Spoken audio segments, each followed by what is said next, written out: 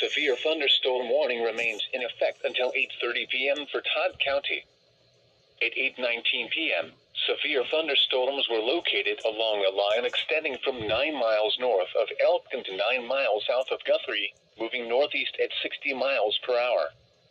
Hazard, 60 miles per hour wind gusts. This is a radar-indicated threat. Impact, expect damage to roofs, siding, and trees.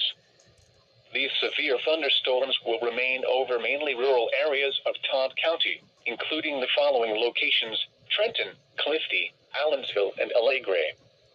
Repeating, a severe thunderstorm warning remains in effect until 8:30 p.m. for the following county: Todd, Kentucky,